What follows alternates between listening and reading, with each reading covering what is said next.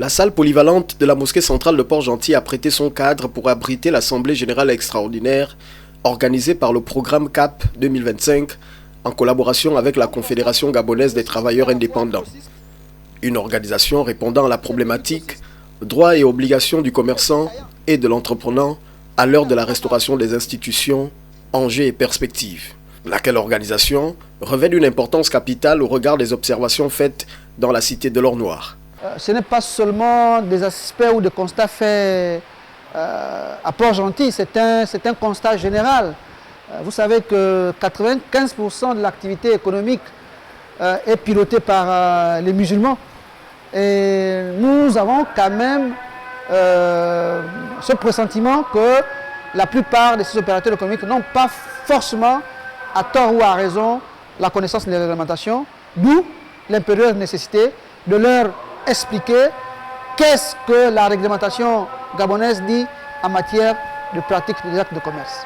Celui qui est entre autres promoteur du programme de l'auto-emploi CAP 2025 aura saisi cette occasion pour donner à ses concitoyens commerçants et entreprenants des éléments nécessaires donnant lieu à une bonne pratique des activités commerciales et entrepreneuriales en République gabonaise. Les droits des commerçants sont attachés à leurs obligations. Il est hors de question qu'un commerçant fasse des efforts qui se conforment à la réglementation et que ses droits sont violés. C'est tout à fait normal. Maintenant, je pense qu'avec une organisation, avec des personnes outillées dans le cadre de la réglementation, les commerçants, n'est-ce pas, pourront désormais, en toute quiétude, exercer leur activité commerciale dès lors qu'ils auront à côté d'eux des défenseurs de leurs droits qui maîtrisent la réglementation et qui sont en parfaite harmonie avec l'administration. Parce qu'un syndicaliste n'est pas un adversaire de l'État, mais par contre, c'est une force de proposition. Donc c'est un partenaire qui contribue à la sérénité, d'une part, en garantissant les droits de l'État, donc en incitant les commerçants à payer leurs droits et taxes, de l'autre côté, en veillant à ce que l'État, n'est-ce pas, garantisse les obligations ou les droits des opérateurs économiques qui sont des commerçants. Au-delà de certaines zones d'ombre relevées et des interrogations qui restent suspendues à leurs lèvres, les participants ont exprimé leur satisfaction face à ce partage d'expérience.